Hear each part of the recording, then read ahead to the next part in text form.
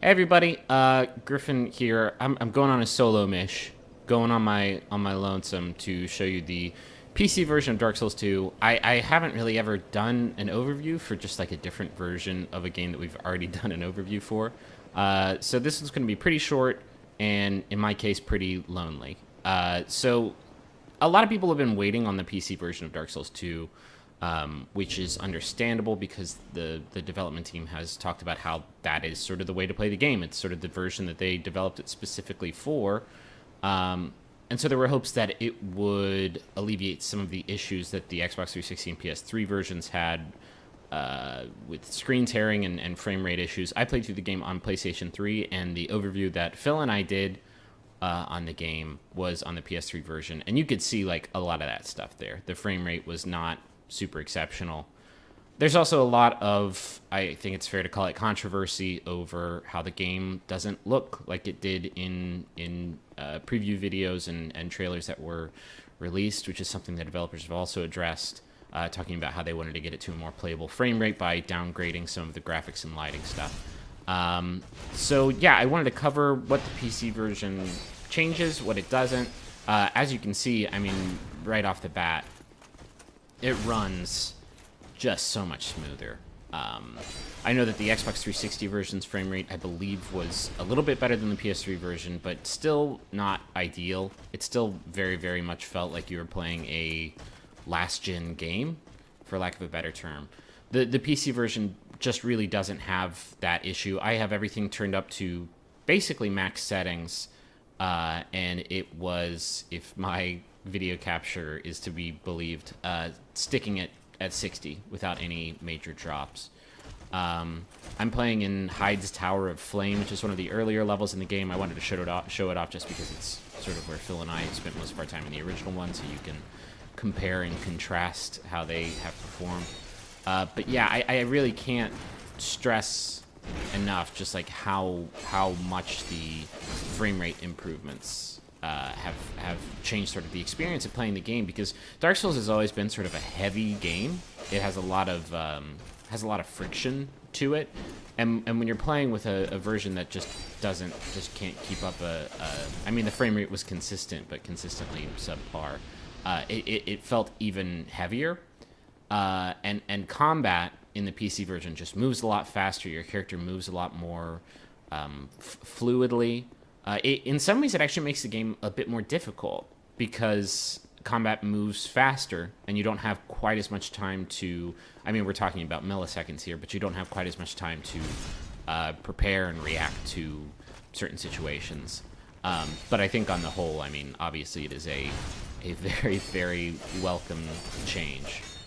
Other things that are different in the PC version, textures are a little bit better, lighting is a little bit better. It still isn't at that place that the pre-release trailers and previews were showing off.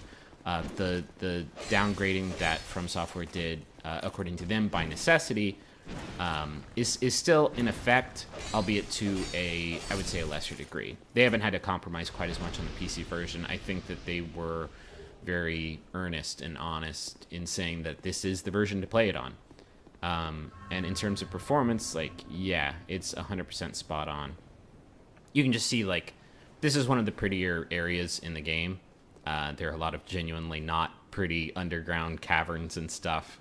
But this is one of the better looking places in the game, and you can just see it, like, over the vista and the rolling waves. Like, it looks really, really good. The water quality is maxed out too. The computer I'm playing it on is, surprisingly, it's not even like top of the line. I put it together earlier this year for maybe around $1,300, so it's not, it's not I would say, a budget PC at all, but it's pretty far from top of the line. But I'm running this at almost max settings, so yeah, it's surprising that it works that well on a medium price PC. But I mean, I guess that's sort of the decision that you have to make. Like, if you don't want to invest in over $1,000 on a PC, like the PS3 and 360 versions will do you fine. But I mean, as far as I can tell from the few hours that I put into this, this is the version to play. That's a boss door. I don't really want to go through there and spoil what's behind it. Just a quick pro tip: you gotta get to this chest as early as you can in the game, even if it means running by all those guys that I just killed to get this Ring of Binding. Because in Dark Souls 2, whenever you die, your max HP goes down. This ring will limit how much it can go down. You have to get it. You have to. It will make your experience a lot more enjoyable.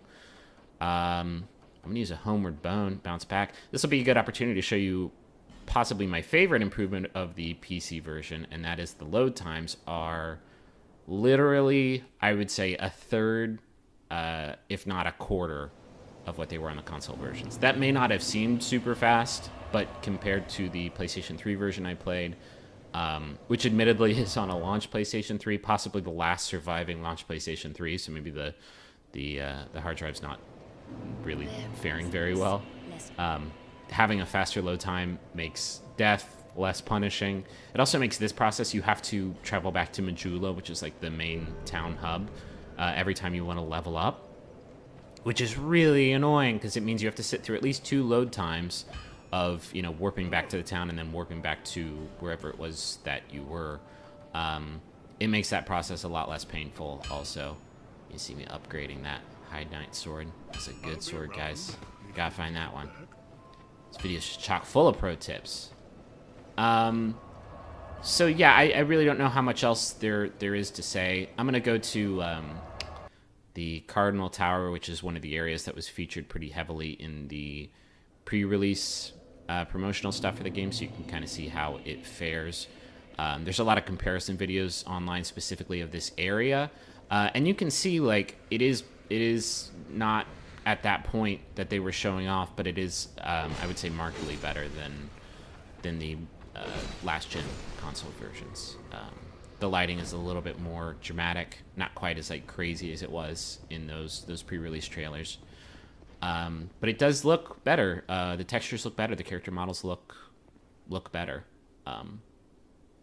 I think that if you held off for this version, that was the right choice to make. I'm also excited for that was a great move. Forgot those dudes were there. Excited to see what the modding community can do. I'm not actually 100% sure what they will be allowed to do, because despite the fact that the PC version of the original Dark Souls had a lot of restrictions on it, vis-a-vis Games for Windows Live, which thank Christ is not a factor here, they were able to do some pretty great stuff with it. If you haven't installed the Thanks Obama mod, you have to get on it because it turns it into the accidentally funniest game possibly ever created. So I'm excited to see what they can do with that. I mean, fortunately, nobody has to release a mod fixing the basic stuff, fixing the frame rate and textures of the game, because while they're not as great as I think those pre-release trailers may have promised, they are very good. They are serviceable, and they can run it at 60 frames. So, you know, I'm a big fan of that. So anyway, that is a really abbreviated look at the PC version of Dark Souls 2. Check out the other video if you want to know more about sort of the mechanics of the game. And otherwise, just wait a couple more weeks, and then you can get this version of the game too. Thanks for watching, everybody. I'll see you again real soon. Bye.